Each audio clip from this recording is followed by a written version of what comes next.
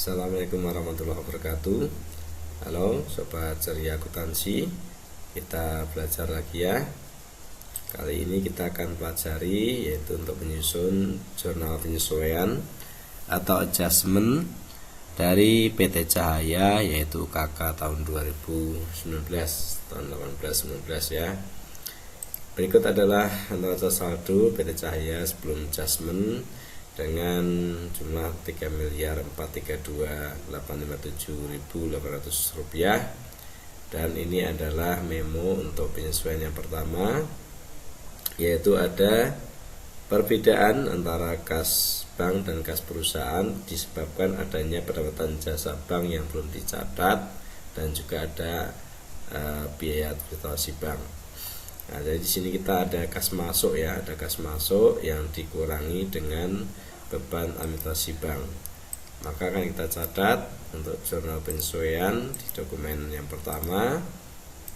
Ya, kita masukkan karena di sini ada beban administrasi bank, kita catat sebagai bank service charge ya. Nama akunnya bisa melihat di neraca saldo.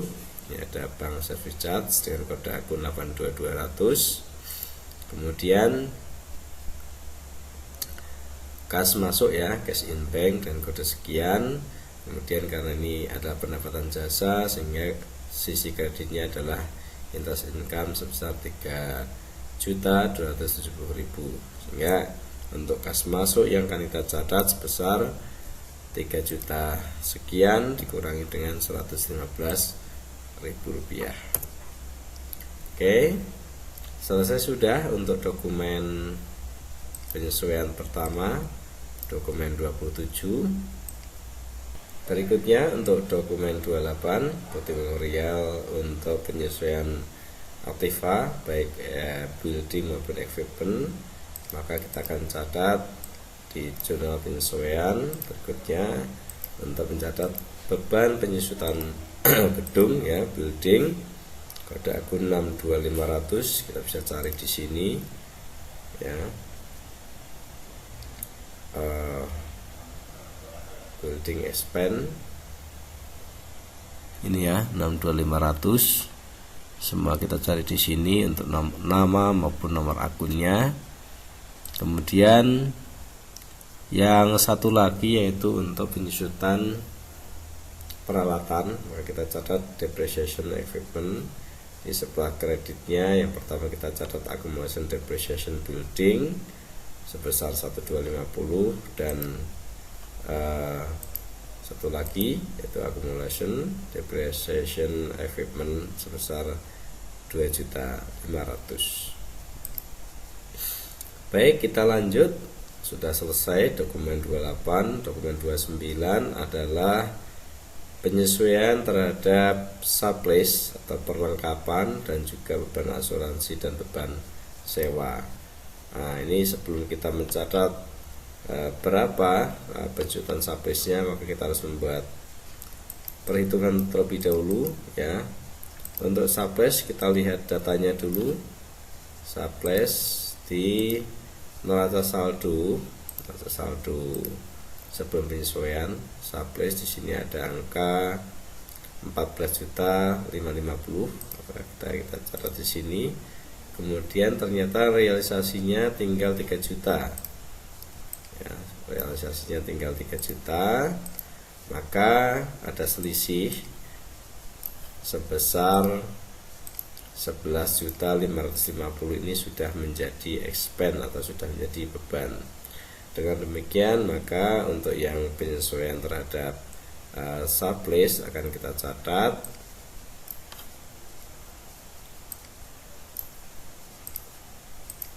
sebagai office sublease expense ya, maksudnya expense sebesar yang sudah habis tadi 11.550.000. Kemudian kita catat beban asuransi 1.500.000 dan beban sewa atau rent expense 2 juta. Kemudian di sisi kredit karena sublease-nya berkurang maka akan kita kreditkan sublease sebesar yang berkurang 11.550.000. Kemudian insurance expense-nya juga mengurangi dari prepaid insurance, dan rent expense-nya akan mengurangi dari prepaid rent. Oke, selesai sudah untuk dokumen ke-29. Kita lanjut ke memo dokumen 30, yaitu penyesuaian terhadap ada cadangan kerugian piutang ya. Cadangan kerugian piutang. Jadi kita harus lihat dulu datanya, yaitu 5% dari saldo piutang terakhir. Kita lihat di sini piutang adalah akun receivable 224420 ya. Kita buat perhitungan terlebih dahulu. Ini akun receivable-nya. Akun receivable-nya sebesar 224420, kemudian cadangannya sebesar 5%, maka akan ketemu 11 juta sekian. Tetapi ini adalah cadangannya ya, cadangan kerugian piutangnya 11 juta sekian, tetapi sudah punya cadangan sebesar 7.200.000, sehingga nanti yang akan dicadang, yang kerugian yang akan dicatat sebesar selisihnya 11.221 dikurangi dengan 7.200. Ini adalah yang kita catat sebagai kerugian piutang, sehingga di jurnal penyesuaian yang ini akan kita catat. Yang pertama adalah bad debt expense, kerugian piutang ya, sebesar selisihnya tadi 4.021.000, dan sisi kreditnya adalah allowance for uncollectible account. Baik, selesai sudah untuk dokumen 30, dan kita menuju ke dokumen 31, yaitu penyesuaian terhadap listrik, air, telepon yang masih akan dibayar di bulan Januari. Jadi ini ada utang beban ya, utang beban listrik, air, dan telepon. Maka kita catat debitnya adalah beban air, telepon. Kemudian kreditnya adalah utang beban atau accrued expense. Berikutnya di dokumen 32 atau terakhir ya, dokumen terakhir, yaitu PPH, perhitungan PPH,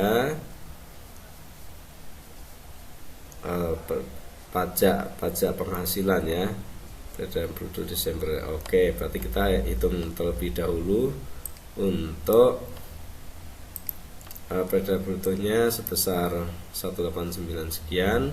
Tarifnya adalah 0,5% dari peredaran bruto, sehingga ketemu 946.240. Yang ini akan kita catat untuk jurnal penyesuaiannya,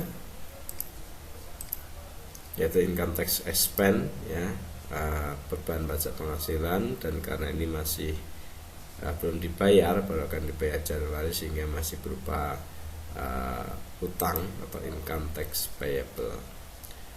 Oke, demikian tadi.